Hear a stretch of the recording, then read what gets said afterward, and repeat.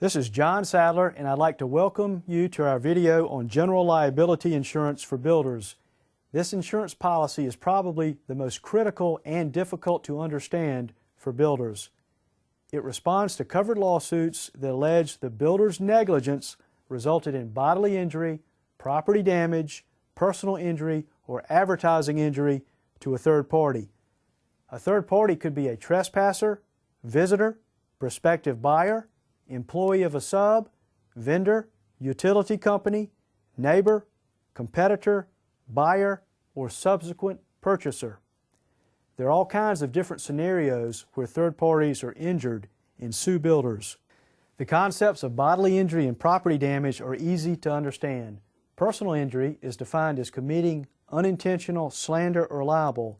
An example of advertising injury would be making false statements about a competing builder in your advertising materials.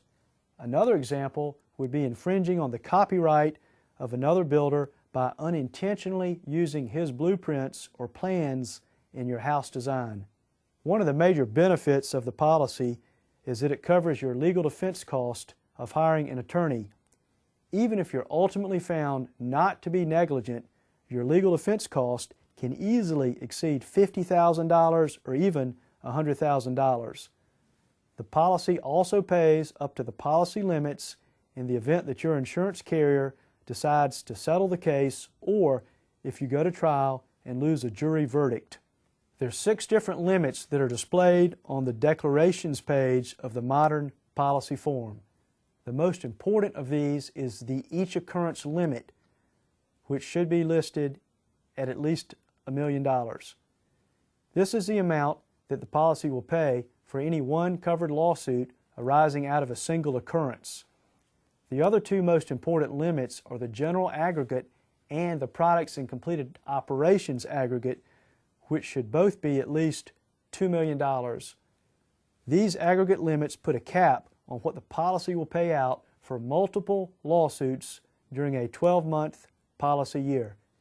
Industry experts recommend that the aggregate limits should be double the each occurrence limit. The general aggregate applies to lawsuits that arise from injuries while the construction is in progress, and the products and completed operations aggregate applies to lawsuits that arise from injuries that occur after the sale has been made.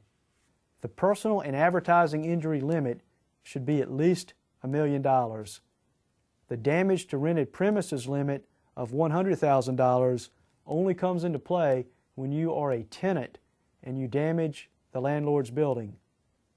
Premises medical payments with a limit of $5,000 is a no-fault coverage that pays benefits primarily to visitors to your business premises that have slip and fall accidents. If their injuries are more serious, you can fall back on your each occurrence limit of $1 million if they threaten a lawsuit. This page is a listing of actual lawsuits that we've received in our office over the past 10 years. These examples are just the tip of the iceberg. Many of the lawsuits that we've seen filed against our builder clients were legitimate, but many others have been frivolous or asked for outrageous damage amounts that were way out of proportion with reality. A recent lawsuit filed against one of our builder clients who performed a relatively simple $60,000 fire restoration job asked for $6 million in damages.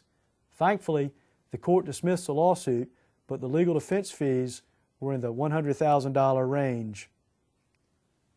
Also, some of the examples represent construction defect lawsuits.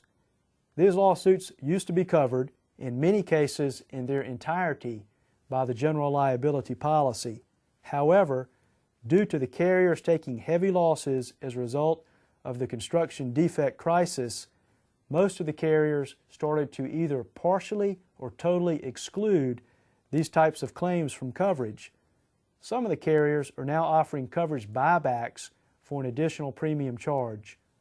We'll devote an entire video to the issue of construction defect. It's of essential importance that the named insured is properly listed on your general liability policy. If a mistake is made here, your insurance carrier has the legal right to deny a claim. Your policy should list the names of the current legal entities that you are operating under. Most underwriters will allow you to cover multiple entities under one policy if a single owner or group of owners has voting control over all entities that are listed. A legal entity can be a sole proprietorship, partnership, corporation, or LLC. Not only is the entity covered, but coverage is automatically provided for the respective directors, officers, managers, shareholders, proprietor, partners, or employees while operating within the scope of their official duties. This is important because these individuals will normally be shotgunned into all lawsuits. The policy should also list past legal entities that you have operated under that are still in existence, even if they're dormant. The reason is that such an entity can be sued in the future as a result of a product or construction job that was sold or completed years in the past. This is confusing to a lot of builders until they understand that the general liability policy only covers bodily injury or property damage that occurs within the policy term. As a result, a policy that was carried in the past won't cover damages that arise after the policy is no longer in force. Let's take a look at an example. Suppose that John Smith started out as a sole proprietor in 2004 under the name of John Smith Builders and converted to John Smith Builders, Inc. in 2006. In such a case, the named insured under the policy should read John Smith, doing business as John Smith Builders and John Smith Builders, Inc. The premiums for general liability policies for builders are usually based on 6 major components. The first is that there's a charge made for each active owner by classification code of work performed. The typical classification codes for owners of building companies include executive supervisor, outside sales, or residential carpentry in some cases if the owner performs labor or stays on the job site to directly supervise work. Unlike workers' compensation, the class code for executive supervisor is actually more expensive than the class code for residential carpentry. Under the general liability rating rules, the owner is assigned an assumed payroll, usually $24,100.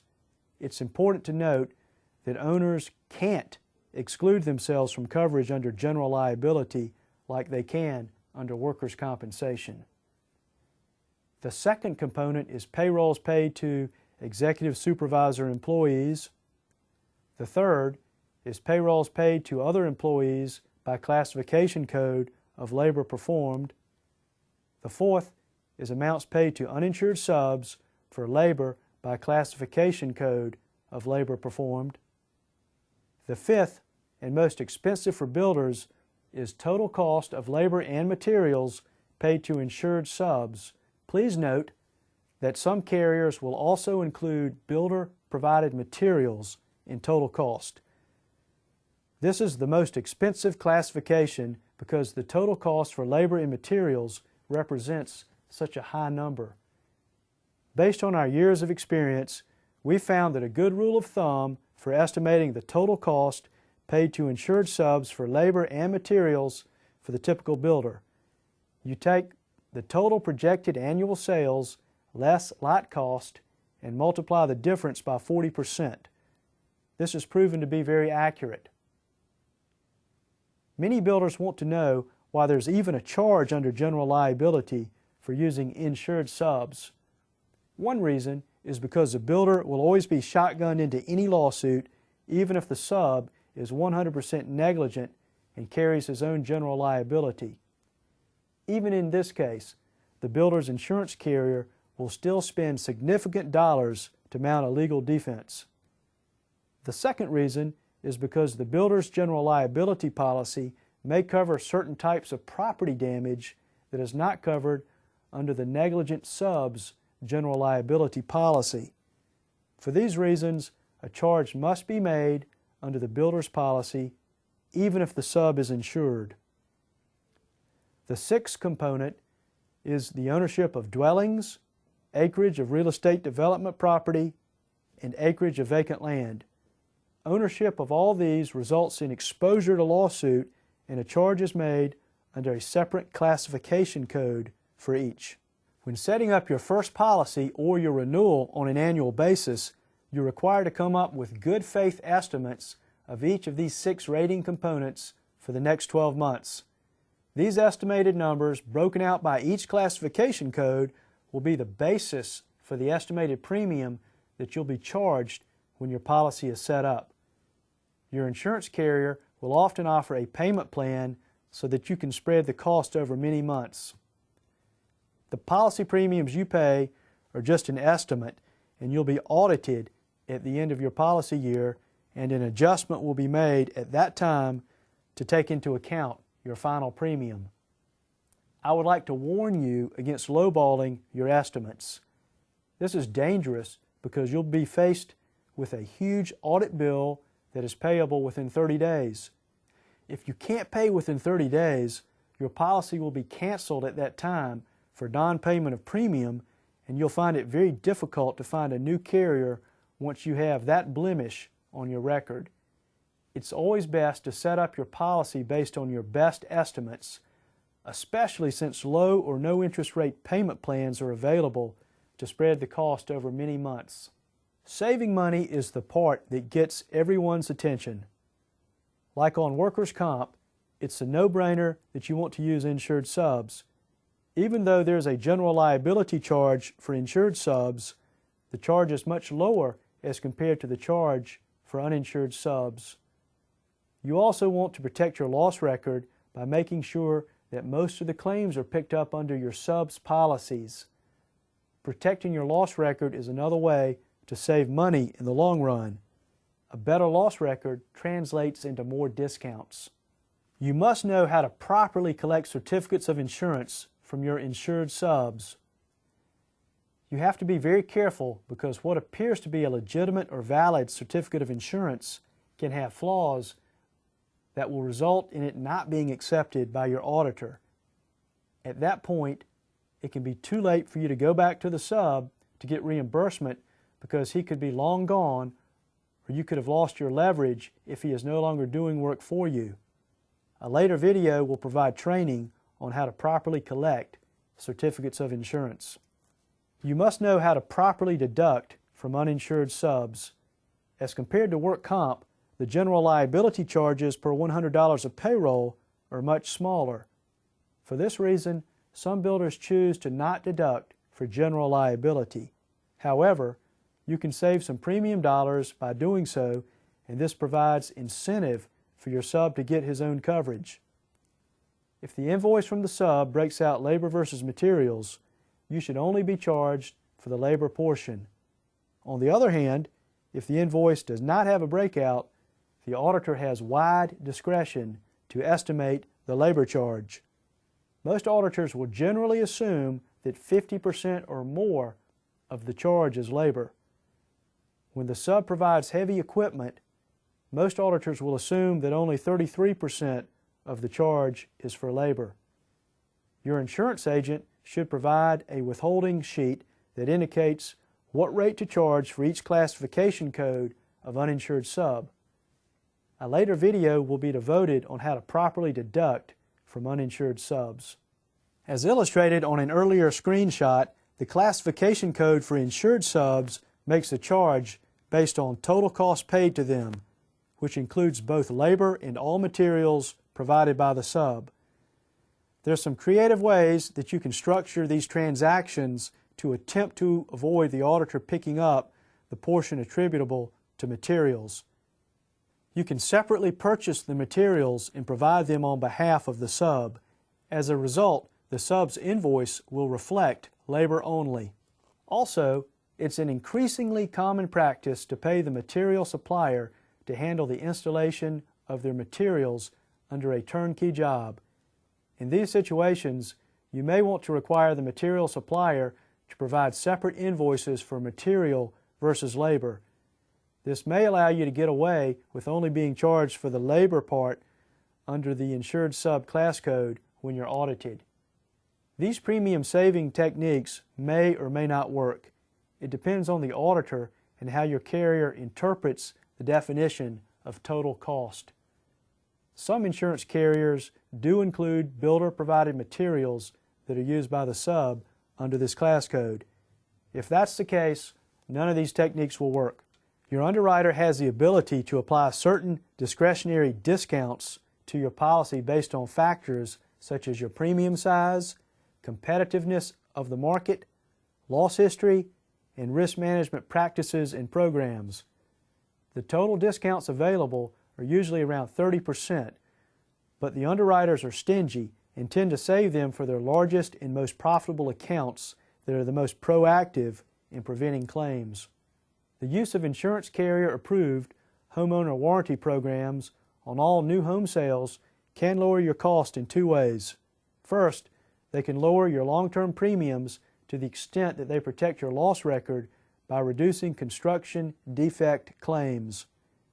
Many experts believe that the dispute resolution services that are offered by certain homeowner warranty companies greatly reduce the risk of construction defect lawsuits filed against the builder. Second, one carrier that we represent offers an upfront 25% discount for the use of homeowners warranty products from their approved list of 5 providers. Next, the use of carrier-approved subcontractor agreements is a vital part of your risk management program. A well-written subcontractor agreement is a form of contractual transfer that allows the builder to shift the risk of many losses to the sub. A well-written agreement will specify the insurance requirements that the sub must comply with and will have a hold harmless and indemnification provision in favor of the builder. The general liability carriers that insure builders definitely want to see mandatory subcontractor agreements in place on all subs. They're an indication of strong management practices and will reduce long-term premiums to the extent that they protect the builder's loss record. And next, builders should be proactive in addressing homeowner complaints. It makes good business sense to be willing to spend several $1,000s out of pocket to make a potential claim go away. What you have to remember is that the very few carriers that do a good job of writing general liability insurance for builders will become alarmed if you turn in 2 or more small claims over a 3-year time period, and this will result in loss of policy discounts and possible non-renewal of your policy. Also, your documentable loss record stays with you, and any new carriers that are approached will be wary if you have several claims on your 3-year or 5-year loss history. And finally, do business with an insurance agent who specializes in insuring builders. An insurance agent who has a large book of builder business should represent several carriers that will offer you options. No one insurance carrier can meet the needs of all builders. At different points in time, different carriers run hot and cold on their competitiveness. A good insurance agent will keep you informed about what's going on in the marketplace for builder insurance and will offer a renewal quote with a different carrier if your carrier is no longer price competitive. Thanks for taking the time to learn more about your general liability policy. Please call our office and ask for our contractor department if you have any specific